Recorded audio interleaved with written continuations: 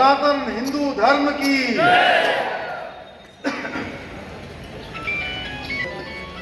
जागरण यात्रा के प्रांत के इस समापन समारोह में मंच पर विराजमान पूज्य संत पूज्य रविंद्रपुरी जी महाराज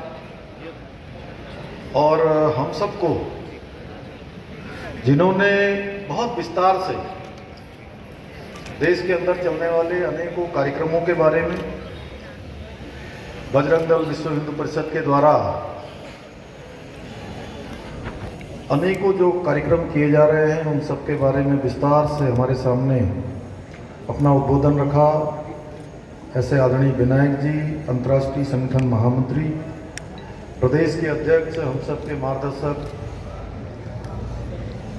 आदरणीय रविदेव आनंद जी, प्रांत संयोजक बजरंग दल श्री अनुज बालिया जी, प्रांत मंत्री विश्व हिंदू परिषद श्री विपिन जी और हमारे राष्ट्रीय स्वयंसेवक संघ के प्रांत कारवा आदरणीय दिनेश जी एवं इस कार्यक्रम में प्रतिभाग करने वाले सभी हमारे पदाधिकारीगण, विभिन्न संगठनों से आए हुए प्रतिनिधिगण और आज समापन अवसर पर बड़ी संख्या में यहाँ पर पधारे इस यात्रा में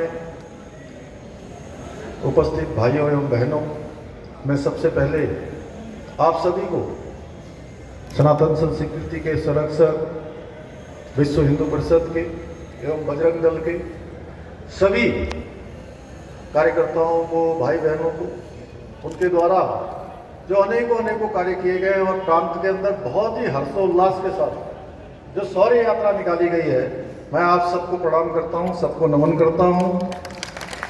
मुझे आज आप सबके बीच में आकर अत्यंत ही ऊर्जा का अनुभव हो रहा है कि इतने सारे महानुभावों से एक साथ मिलने का, पूज्य संतों का भी सानिध्य प्राप्त हो रहा है और इस कार्यक्रम के माध्यम से आप सभी के आभा मंडल से कहीं न कहीं एक ऊर्जा का संचार हो रहा है और सबके पूरे प्रांत के अंदर इस प्रकार की यात्रा निकली है। मैंने अनेकों स्थानों पर देखा है, समाचार पत्रों में सुना, देखा।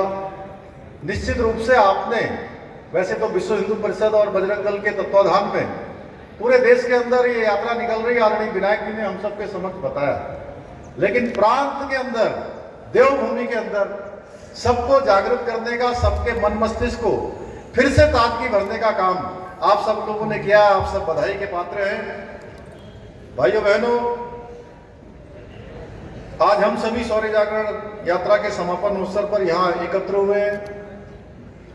मेरा भी सौभाग्य है कि मुझे भी आप सबके बीच में इस शौर्य जागरण यात्रा में सम्मिलित होने का शुभ अवसर प्राप्त हुआ है और जिस यात्रा का नाम ही शौर्य हो, उसका उद्देश्य स्वतः ही स्पष्ट हो जाता है कि जिसमें शौर्य लगा हो तो फिर उसमें कुछ कहने की आवश्यकता आगे बचती नहीं है। अयोध्या में निर्माणाधीन भगवान श्री राम के भव्य मंदिर की संकल्पना साकार होने पर निकाली जा रही यात्रा अपने आप में अभूतपूर्व है। भाइयों बहनों, जब राम मंदिर आंदोलन शुरू हुआ तो उस समय का ये वातावरण था कि लोग स्वयं को हिंदू कहने से भी हिचकिचाते थे, कहीं ना कहीं मन में हिचकिचाहट होती थी बहुत सारे लोगों की। परंतु आज इस शौर्य जागरण यात्रा को जब हम देखते हैं या हम कांवड़ यात्रा को देखते हैं या कोई हमारे अन्य धार्मिक स्थानों की यात्रा को देखते हैं तो हमें गर्व से हम कहते हैं कि हम हिंदू हैं, हम सनातनी हैं। हम सभी जानते हैं कि विश्व हिंदू परिषद के संस्थापक स्वर्गीय अशोक जी के नेतृत्व में राम जन्मभूमि आंदोलन में विश्व हिंदू परिषद और बजरंग दल की भूमिका उस समय कितनी महत्वपूर्ण थी। उस समय जो स्वप्न विश्व हिंदू परिषद ने, बजरंग दल के लोगों ने श्री राम मंदिर निर्माण के लिए देखा था, वह स्वप्न कुछ ही महीनों के बाद पूरा होने वाला है। वैसे तो स्वप्न पूरे होने की दिशा में हम आगे बढ़ गए हैं, लेकिन जल्दी वह स्वप्न पूरा होगा और राम जन्मभूमि आंदोलन के विभिन्न चरणों में पूरी दुनिया के अंदर अगर सबसे बड़ा कोई आंदोलन चला तो राम जन्मभूमि का आंदोलन चला, जिसमें कितने भाई साहब विनायक जी, कम से कम 16 करोड़ की 20 करोड़ लोगों ने भाग लिया। करोड़ों करोड़ करोड़ों करोड़ करोड़ों करोड़ लोगों ने भाग लिया और बाबर के पाप को धोने का काम अयोध्या राम जन्मभूमि के आंदोलन ने किया। भाइयों बहनों, देश के अंदर 2014 से पहले तुष्टीकरण का माहौल था। लोगों का वोट बैंक के लिए लगातार तुष्टीकरण किया जाता था। ऐसे फैसले लिए जाते थे जो केवल और केवल कुछ लोगों के राजनीतिक हितों को बचाने के लिए होते थे, या व्यक्तियों के हितों को बचाने के लिए होते थे, या कुछ परिवार के लोगों को बचाने के लिए होते थे। आज के समय में जो फैसले होते हैं वो न्याय के आधार पर होते हैं या संतुष्टिकरण के आधार पर होते हैं। भाइयों बहनों, ये कालखंड बदला है। आज देश के अंदर हर भारतीय की सुरक्षा की गारंटी सरकार ले रही है, जबकि 2014 से पहले हर भारतीय अपने आप को किसी न किसी रूप में असुरक्षित महसूस करता था। आप सब जानते हैं, आजादी के बाद लंबे समय तक, लंबे कालखंड तक अगर किसी की सरकार देश के अंदर रही है तो उस राजनीतिक दल को आप सब लोग जानते हैं। और उन्होंने हमेशा हिंदू धर्म हो या हमारे सनातन हिंदू संस्कृति हो, उसको हमेशा नीचा दिखाने का काम किया है, क्योंकि उनकी नीति हमेशा तुष्टीकरण की रही है। भाइयों बहनों, अभी आप सब लोगों ने देखा होगा, पिछले दिनों देश के अंदर एक अजीब प्रकार का माहौल उत्पन्न हुआ है। अगर हम दक्षिण की बात करें, तमिलनाडु सरकार के मंत्री और वहां के मुख्यमंत्री के बेटे उदयनिधि स्टालिन, वह किस प्रकार से हिंदू धर्म को समाप्त करने की बात कर रहे हैं, डेंगू से, मलेरिया से उसकी तुलना करते हैं। कांग्रेस पार्टी के राष्ट्रीय अध्यक्ष, उनके बेटे प्रियांक खड़गे, वह भी तमाम प्रकार से ओछी मानसिकता के तहत हिंदू धर्म पर टीका टिप्पणी करने से बाज नहीं आते हैं। लेकिन हद तब हो जाती है जो एक गठबंधन बना है, उस गठबंधन के बड़े बड़े नेता, चाहे सोनिया गांधी हो, राहुल हो या और अन्य उनके इस गठबंधन में शामिल नेता, कोई भी आवाज नहीं उठाता है, कोई भी उनकी बात का खंडन नहीं करता है। भाइयों बहनों, ये किस बात का प्रतीक है? ये इस बात का प्रतीक है कि इन्होंने हमेशा सनातन को, हिंदू संस्कृति को हमेशा नीचा दिखाने का काम किया। और आज भी जब हिंदू धर्म पर कटाक्ष करने का काम हो रहा है, सनातन पर कटाक्ष करने का काम हो रहा है, तो इनकी मौन स्वीकृति किस दिशा में जाती है? ये प्रश्न केवल मेरा नहीं है, ये प्रश्न पूरे हिंदुस्तान के लोगों का है, पूरे भारतवासियों का है, हम सबका है। इसका उत्तर भी हम सबको खोजना होगा। आप सब, लेकिन इनको मालूम नहीं कि जब बाबर, औरंगजेब, जिसके बारे में अभी विनायक बहुत विस्तार से बोल रहे थे भाई साहब, तो ऐसे क्रूर शासक सनातन को खत्म नहीं कर पाए, तो इनकी तो मजाल ही क्या है? ये घमंडिया गठबंधन के लोग, ये क्या चीज है?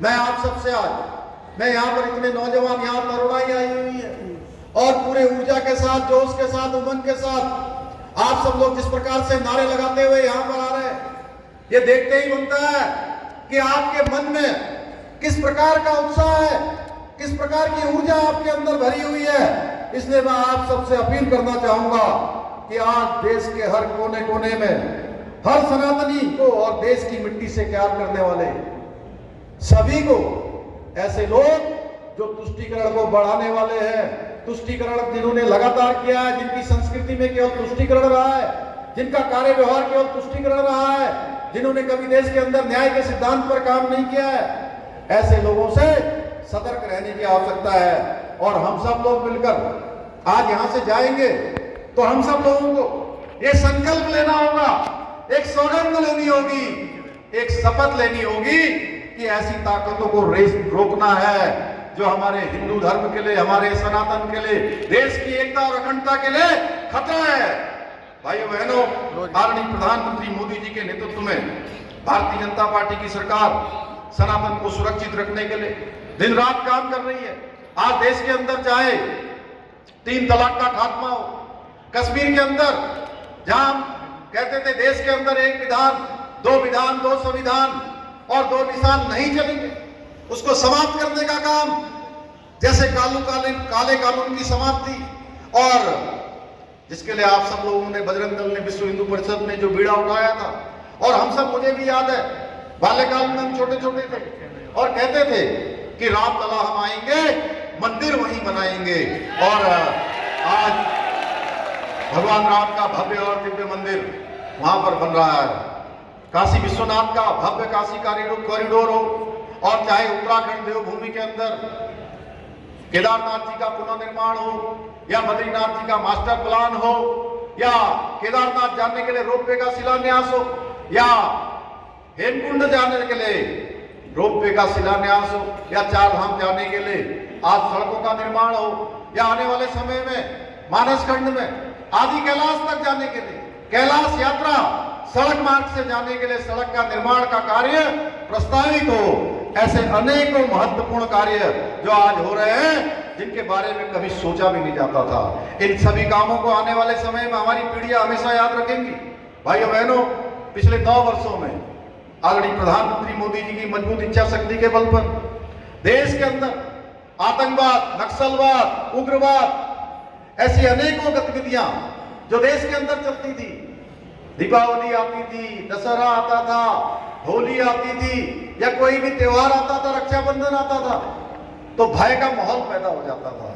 आप सबको याद होगा कि कहीं बम विस्फोट न हो जाए, रेलवे स्टेशन सुरक्षित है कि नहीं है, कहीं बम विस्फोट न हो जाए, बस स्टेशन सुरक्षित है कि नहीं, सार्वजनिक स्थान सुरक्षित है कि नहीं, इस प्रकार का एक वातावरण पैदा होता था। लेकिन आज देश आगे बढ़ रहा है, देश सुरक्षित हो रहा है। भाइयों बहनों, हम सबको यह भी नहीं भूलना चाहिए, एक समय वह था जब देश के अंदर देश की सीमाओं की रक्षा करने वाले हमारे बहादुर सैनिक देश की सीमाओं की रक्षा के लिए अपने प्राणों का बलिदान देते थे। ऐसे समय में जब दुश्मन की गोली सीमा पार से आती थी, तो उस गोली का जवाब देने के लिए हमारे सैनिकों को आदेश देना पड़ता था, पूछना पड़ता था कि गोली का जवाब देना है कि नहीं देना है। लेकिन भाइयों बहनों, अब समय बदल गया है। अब अगर दुश्मन की गोली आती है, आतंकवादी की गोली आती है, जिहादी की गोली आती है, अलगाववादी की गोली आती है, तो हमारे सैनिक कोई आदेश नहीं लेते हैं, बल्कि दुश्मन की गोली का जवाब गोलों से देने का काम हमारे सैनिक करते हैं। भाइयों बहनों, नया भारत है। आज भारत दुनिया की 5वीं सबसे बड़ी अर्थव्यवस्था बन गया है। ऐसे समय में जब दुनिया के अनेकों देश और विकसित देश भी, उनकी अर्थव्यवस्थाएं भी गड़बड़ा गई, ऐसे समय में हम आज आगे बढ़ रहे हैं। आज दुनिया की एक मजबूत इकोनॉमिक पावर के रूप में भारत उभरता हुआ दुनिया का भारत बन गया है। और मुझे पूरा विश्वास है कि आदि मोदी जी के नेतृत्व वाली सरकार हमें जल्द ही जो संकल्प के रूप में आने वाले समय में अगले 4-5 वर्षों में भारत दुनिया की 3री सबसे बड़ी अर्थव्यवस्था बन जाएगा। भाइयों बहनों, और आदरणीय प्रधानमंत्री मोदी जी के नेतृत्व में और उनसे प्रेरणा लेकर आज उत्तराखंड के अंदर भी हम अनेकों नए कामों को आगे बढ़ा रहे हैं, और उनके दिखाए गए इस विश्वास को, जिसके कारण से आज उत्तराखंड की देवभूमि से, उत्तराखंड के लोगों से जो उनका एक लगाव है, मुझे पूरा विश्वास है कि उनके विश्वास के कारण हम निरंतर रूप से अपने संकल्प को पूरा करेंगे। इसके लिए उत्तराखंड की सरकार, आप सबकी सरकार पूर्ण मनोयोग के साथ कार्य कर रही है। हमने ऐसे कई मुद्दे जो मुश्किल थे, उनका निस्तारण का प्रयास किया है। जिन्हें पूर्व की सरकारों ने हमेशा दरकिनार करके रखा है। भाइयों बहनों, आप सब जानते हैं उत्तराखंड देवभूमि है, और देवभूमि पर केवल भारत के रहने वाले ही नहीं, पूरे विश्व के रहने वाले, हिंदू धर्म को मानने वाले, सनातन को मानने वाले, उनकी आस्था है। और यहाँ का जो मूल स्वरूप है, जिसके कारण देवभूमि जानी जाती है, लोग आते हैं यहाँ दर्शन करने के लिए, इस पूज्य भूमि को प्रणाम करने के लिए। इस भूमि का मूल स्वरूप बना रहे, उसके लिए भाइयों बहनों हमने यहाँ पर जो लैंड जिहाद चल रहा था, उस लैंड जिहाद को रोकने का भी काम किया है। और 500 से भी अधिक ऐसी मजारें जिनका नीचे कोई अवशेष नहीं मिला, कोई अवशेष नहीं मिला, लेकिन मजारें खड़ी कर दी गई थी, अवशेष बना दिए गए थे। मुझे आप सबके बीच में कहते हुए कोई संकोच नहीं है कि हमने अतिक्रमण के हटाने का जो अभियान शुरू किया था, हमने कहा कि ये अतिक्रमण है, इस अतिक्रमण को आप स्वतः ही हटा लीजिए। अगर स्वतः ही नहीं हटाएंगे तो इसको प्रशासन हटाएगा, और हमने इसका अभियान शुरू किया। आज लगातार ये चल रहा है, और करीब 3300 एकड़ सरकारी जमीन अभी तक हमने इसमें मुक्त करवाई है। इसके साथ साथ जहां एक और हम धर्मांतरण, लव जिहाद के खिलाफ कठोर कानून लेकर आए हैं। धर्मांतरण की जो बात आदरणीय विनायक जी आप सबके समक्ष कर रहे थे, मैं बताना चाहता हूं कि देवभूमि के अंदर भी अनेक ऐसे स्थान हैं जहां पर यह धर्मांतरण एक खून की तरह लग गया था।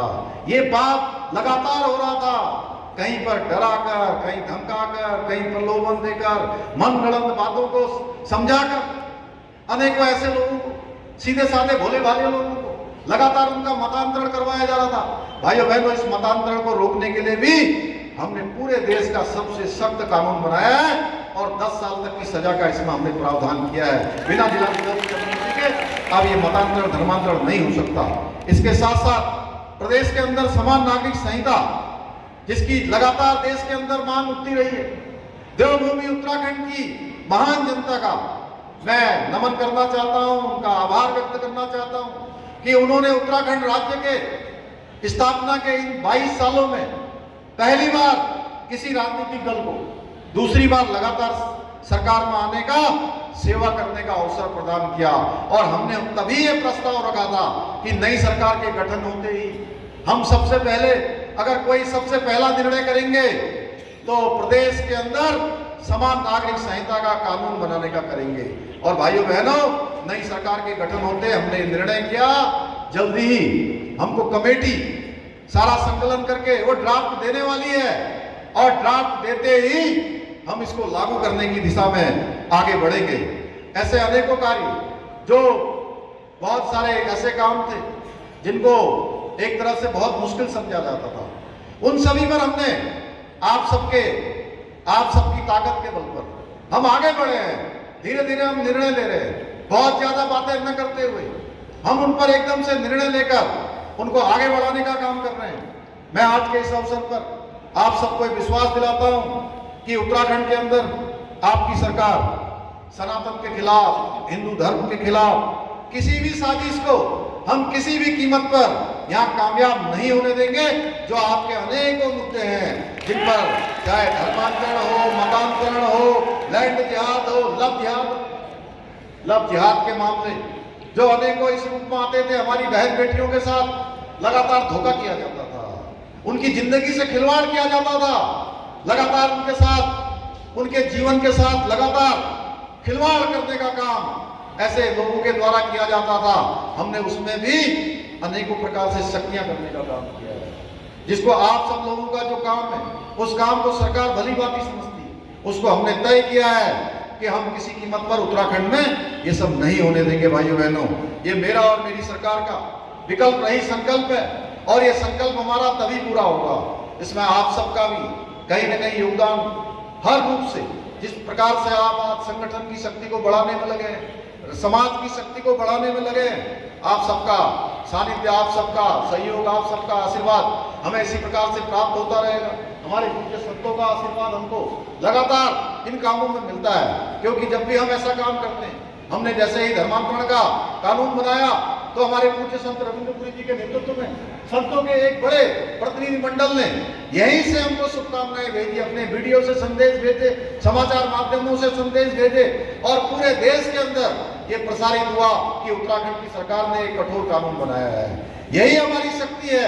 इसी शक्ति के दम पर आप सब भी उत्साहित होते हैं, हम सब भी उत्साहित होते हैं। हम मिलकर उत्तराखंड देवभूमि को जो इसका मूल स्वरूप है वो मूल स्वरूप बना रहे, उसके लिए प्रतिबद्ध होकर यहाँ से जाएंगे। मैं आज के इस अवसर पर एक बार पुनः आप सभी को इस यात्रा के समापन अवसर पर आप सबको मैं बहुत शुभकामनाएं देता हूँ और जिन उद्देश्यों के साथ ये यात्रा हमारी चल रही है वो निश्चित रूप से साकार रूप लेगी। आप सबको पुनः एक बार धन्यवाद करते हुए मैं अपनी वाणी को विराम देता हूँ। बहुत बहुत धन्यवाद। बोलिए जय श्री राम, जय श्री राम।